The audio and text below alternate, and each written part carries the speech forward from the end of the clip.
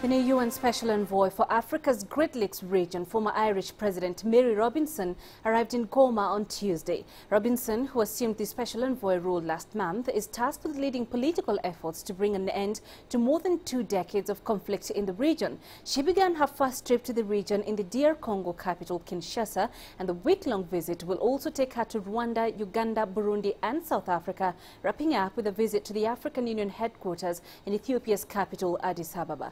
Robinson was President of Ireland from 1990 to 1997 and UN High Commissioner for Human Rights from 1997 to 2002.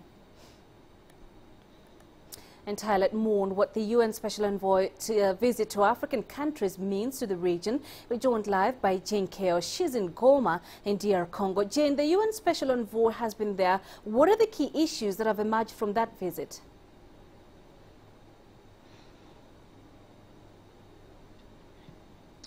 Well, Penina, certainly the accord by the Great Lakes region, the special peace and cooperation framework, which the special envoy says offers renewed hope and a new opportunity to resolve the crisis here in the East, topped her agenda in her visit to Kinshasa and Congo and to the other 7 countries that she's going to visit. Now, she was basically here to urge the leaders to cooperate, to enhance their cooperation, their commitment to try and make the framework work. But remember, Penina, that part of the deployment or part of the deal in the framework offers for a deployment of a neutral force. Now, the neutral force is the UN Intervention Brigade that was approved by the UN Security Council. Now, part of the concerns that were raised by the people she was meeting, this is the local government officials, human rights activists and civil society groups, was basically the role of the deployment. Remember what happens when such deployments occur: rapes and a lot of atrocity. Now, these were the concerns raised. Plus, one other concern was that the Intervention Brigade appears to present more of a military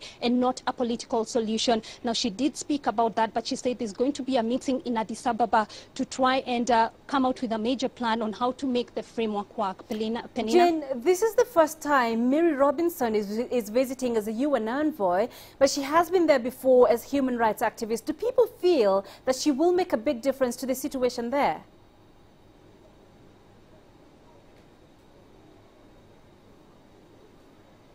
There is that feeling. I did speak to Goma Mayor Julian Puluka about this and also what makes this deal different, the framework.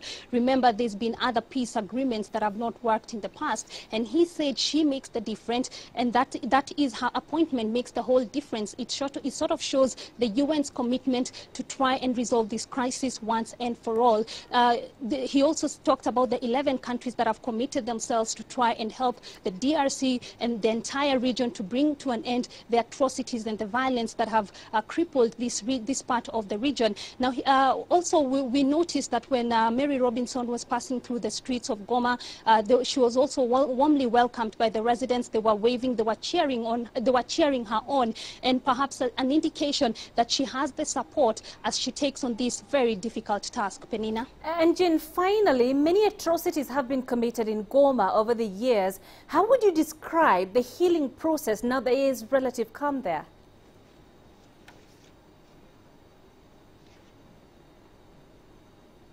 It is calm, all right, Penina, but this is one place where we keep saying that the absence of violence does not necessarily mean peace. And that is the view of the majority of people. Even as we speak, remember, armed groups are still very much active in the east of the DRC. Atrocities are still being committed. These include mass rapes.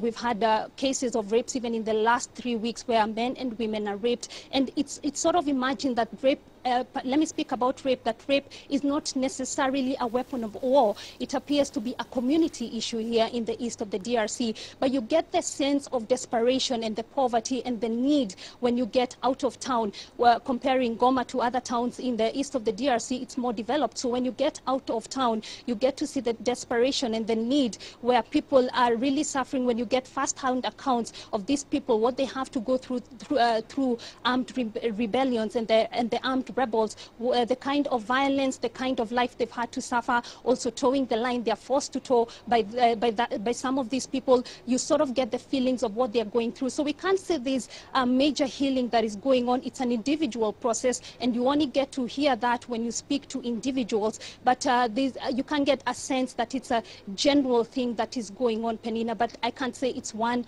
long process that may have to take some time and a lot of conviction for many people. Penina? All right, Jane, thanks very much for those insights. CCTV's Jane Keo live in Goma.